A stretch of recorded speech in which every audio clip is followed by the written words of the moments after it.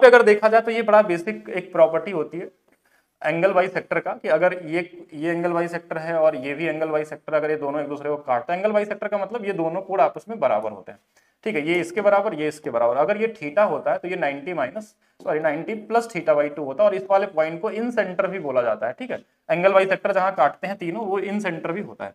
तो अगर इसकी वैल्यू 75 दिया था तो इसकी वैल्यू 90 प्लस 75 का आधा कितना होता है, 37.5, 127.5 आपका क्या होगा। ये सेम क्वेश्चन आया प्रीवियस ईयर है, डेटा भी सेम है, सब कुछ सेम है। अब इसमें और क्या क्या क्वेश्चन बन सकता है वो चीज हम लोग देख लेते हैं कि इन सेंटर मतलब अच्छा टॉपिक है, इस पे बहुत सारे क्वेश्चन आपके पूछे गए हैं रेलवे में भी और एसएससी में भी। तो इसमें क्या क्या क्वेश्चन बन सकते हैं, इसमें 6 केसेस होते हैं।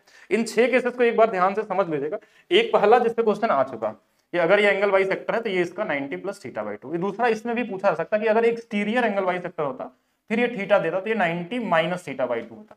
एक क्वेश्चन बड़ा फेवरेट क्वेश्चन है सभी एग्जाम के लिए, ये जरूर मिलेगा, मुझे उम्मीद है कि ये बार जरूर मिलने वाला, हो सकता है आज वाले पेपर में आया हो या फिर हो सकता है कि आपको आने वाले समय में आपको देखने को मिले ये, कि अगर ये एंगल वाई सेक्टर वाली लाइन है तो इन दोनों भुजाओं का अनुपात इन दोनों भुजाओं के अनुपात के बराबर होती है। इस पे बड़े अलग अलग तरीके से क्वेश्चन मिलेंगे, बताया गया है आपको। दूसरा, इस पे भी रेयर क्वेश्चन मिलने के चांस है कि एक अंदर वाला एंगल वाई सेक्टर, एक बाहर वाला एंगल वाई सेक्टर, अगर ये दोनों कहीं पे मिलते हैं तो ये वाला जो कोण होता है इस वाले का आधा या इसका ये डबल होता है।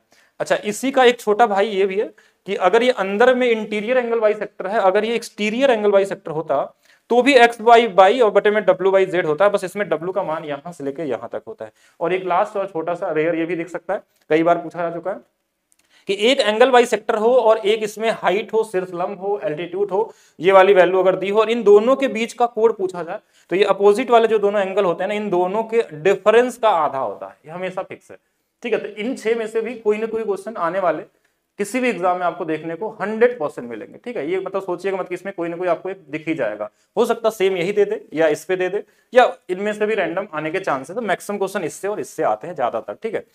चलिए